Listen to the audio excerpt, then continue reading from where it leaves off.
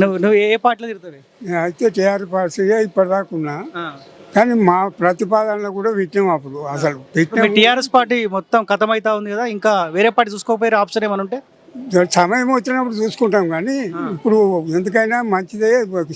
ఈయన రేవంత్ రెడ్డి చేసే పనులు బాగానే ఉన్నాయి. మూసి ప్రాంతాలు మంచిగా చేయాలని మాకు కూడా ఉంది. చెల్లెల కబ్జాలు ఉన్నాయి, ఇటువంటి అన్ని కూడా తీసేసేయాలని కోరుకుంటున్నాం. ఈ పింఛన్ కూడా రావాలని కోరుకుంటున్నాం.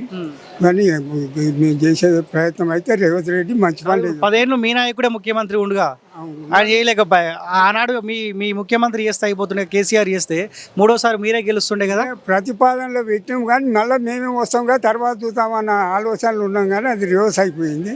దాని వీళ్ళ ఏం చేయలేకపోయినాం కాబట్టి ఈయన చేస్తున్నా నువ్వు ముందుకు వస్తుంది కాబట్టి మేము సంతోషిస్తున్నాం.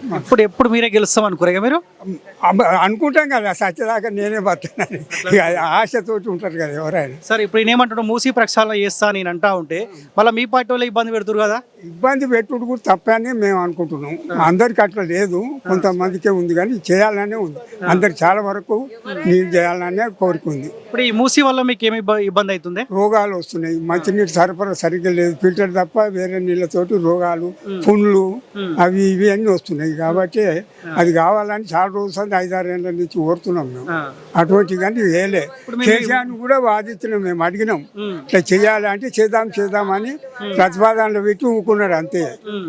ఇప్పుడు మీ టీఆర్ఎస్ పార్టీలో చెప్పొచ్చు, జర ఓపిక పట్టురు, ఆయన మూసి ప్రక్షాళన చేస్తా ఉంటుడు, రైతులకు మేలు చేస్తారు, మీరు చెప్పొచ్చు. మాకు అనుకూలం ఉన్న వాళ్ళతో అందరం అంటున్నాం, ఓపిక పడుతున్నాం. సిటీలో మేము లేము కాబట్టి ఇక్కడ దూరం ఉన్న ప్రాంతాలలో అందరం కోరుకునేది అదే, రేవంత్ రెడ్డి చెప్పని మంచిదే అని కోరుకుంటున్నాం. ఇప్పుడు వ్యవసాయానికి మొత్తం ఈ మూసి వాటరేనా? మూసి వాటర్, దానివల్ల పంట సగం వస్తుంది సగం పోతుంది. అది మంచి నీళ్ళు కాక దాంతో ఖరాబ్ అవుతున్నాయి చేను, చాలా రోగాలు వచ్చి ఖరాబ్ అవుతుంది. ఓకే, ఇప్పుడు ప్రక్షాళన చేస్తే మీకు మంచి జరుగుతుంది. మా బియ్యం మేము వండుకొని తినలేని పరిస్థితులు ఉన్నాం, వేరే దిక్కు పోతున్నాయి, అనవసరంగా అన్నం ఖరాబ్ అవుతుంది. అందుకోసం ఎన్ని ఎకరాలు ఉందా మీకు? నాకు 4 ఎకరాలు ఉంటాయి. 4 ఎకరాలు. ఓకే.